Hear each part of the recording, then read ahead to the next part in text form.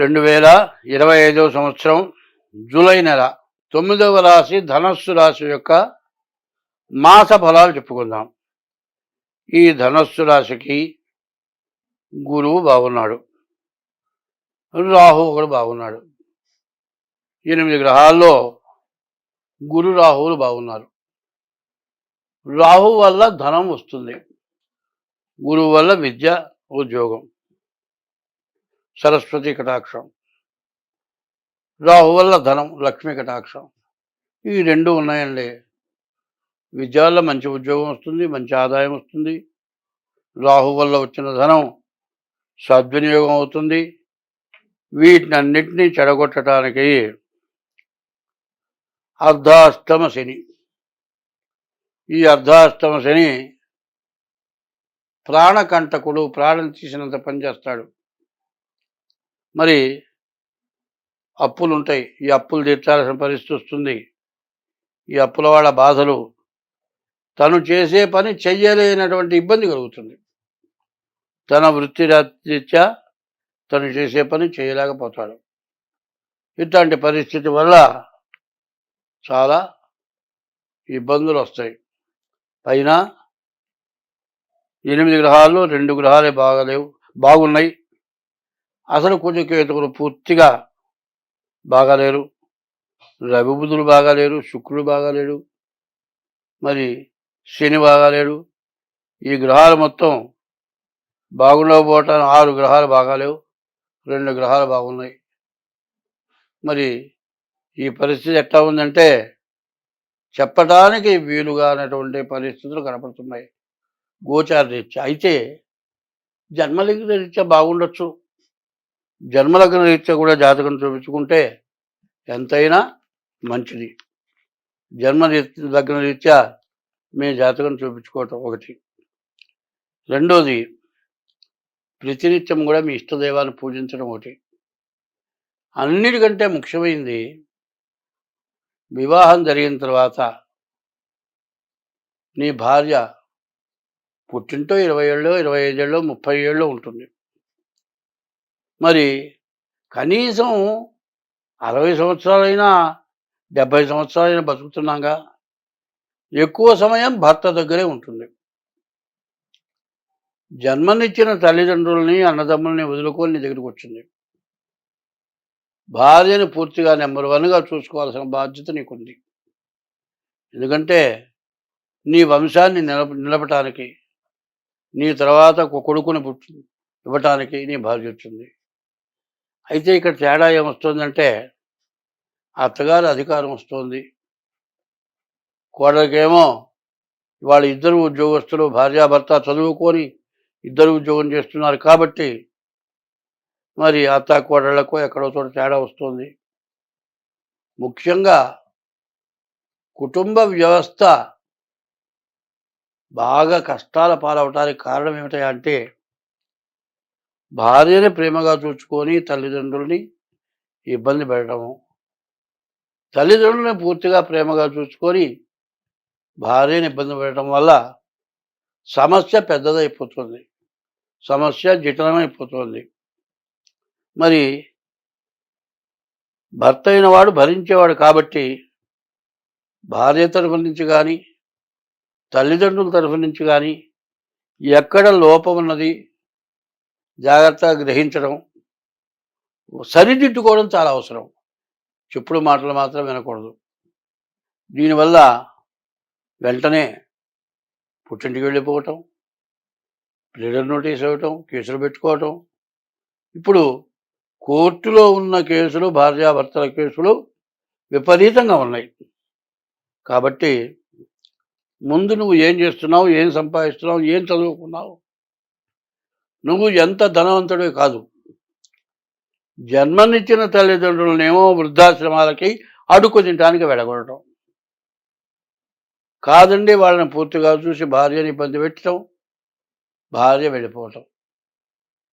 ఇటువంటి సమస్యల నుండి బయటపడాలంటే కుటుంబ వ్యవస్థలో మరి తల్లిదండ్రులు కొడుకునే కాదు, కన్న కూతురులాగా కోడలు కూడా చూసుకోవాలి. కోడలు కూడా జన్మనిచ్చిన తల్లిదండ్రులే కాదు, అత్తమామలు కూడా తల్లిదండ్రుల్లాగా చూసుకోవాలి. ఇటువంటి మనస్తత్వాలు కలిగి ఉన్న రోజునే మన హిందూ సాంప్రదాయం బాగుపడుతుంది. ప్రతి చోట వస్తున్నది కుటుంబ కలహాలు. ఇదే అంతర్యుద్ధం. నేను చెబుతోంది అంతర్యుద్ధం. లాయర్లు కూడా తలకాయ పట్టుకుంటున్నారు. కోర్టుకు ఎక్కుతారు, కేసు పెట్టుకుంటారు, వాయిదాలు పడుతూ ఉంటాయి. విడాకులు రావాలా? రావు. మరి ఇచ్చిన కట్నం ఇవ్వమంటారు, అడిగిన దానికంటే ఎక్కువ ఇవ్వమంటారు. రకరకాలైన పిటిషన్లు పెడుతూ ఉంటారు.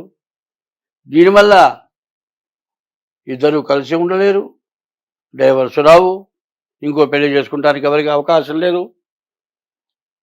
మరి ఇట్లా కోర్టులో తెమలకుండా డైవర్స్ రాకుండా పెళ్లి చేసుకుంటే పెద్ద నేరం. ఈ కోర్టులో కేసు అయిపోయి డైవర్స్ ఇచ్చేప్పటికి వయస్సు పెరిగిపోతుంది, సంతానం కలిగే వయస్సు దాటిపోతుంది.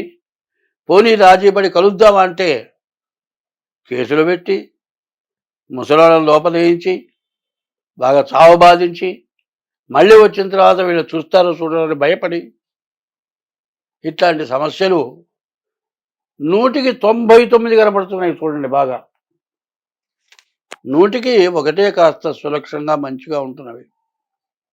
మన ధర్మాన్ని పాటించి ఈ సమస్యల నుండి బయటపడటం చాలా అవసరం. కాదండి, ఏదైనా పొరపాటున తొందరపాటున ఏదైనా గొడవలు చేసుకున్నా రాజీపడి ఎవరి కుటుంబాలు వాళ్ళు కలుసుకోవడం చాలా అవసరం. అట్లా కాకుండా ఆడపిల్లలు తగ్గారు అని దొరికితే చాలు పెళ్లి చేసుకుందాం అనుకొని చేసుకోవటం, జాతకాలు చూపించుకోబోవటం, షష్టాష్టకాలు, కాలసర్ప దోషాలు, కుజ దోషాలు, ఇట్లాంటి మహాదోషాలు ఉండటం చేత వివాహం అయిన తర్వాత సమస్యలు రావటం. కాదండి, తెలుసో తెలియకో చేసుకున్నారు, మీ జాతకంలో ఉన్న లోపాలేంటో తర్వాత కొద్దిగా సమస్య వచ్చినా దానికి ఉపశమనం చేసుకోవాలి. ఆ దోషాలు ఏమిటో చూపించుకోవాలి. ఆ దోషాలు పోతే మీరు సక్రమంగా ఉంటారు. ఇటువంటి సమస్యల నుంచి మీరు బాగుపడటానికి మా నుంచి జాతకం పూర్తిగా పరిశీలన చేసి ఎటువంటి సమస్య ఉన్నా కూడా పూర్తిగా కలిసి ఉండటానికి అవకాశం ఉండేట్లుగా జాతక రీత్యా తగిన పూజలు చేయించడం జరుగుతుంది. ఎందుకంటే మనకు మధ్యలో వస్తున్న గొడవ ఏమిటంటే వైవాహిక జీవితం దగ్గరే సమస్య వస్తుంది. ఇద్దరే పిల్లలు కావాలి, ఆడపిల్లలు వద్దు. ఈ సమస్యతో ఆడపిల్లలు తగ్గిపోయినారు, మగ పిల్లలు పెరిగిపోయినారు, పెళ్ళిళ్ళు కావడం కష్టమైపోయింది.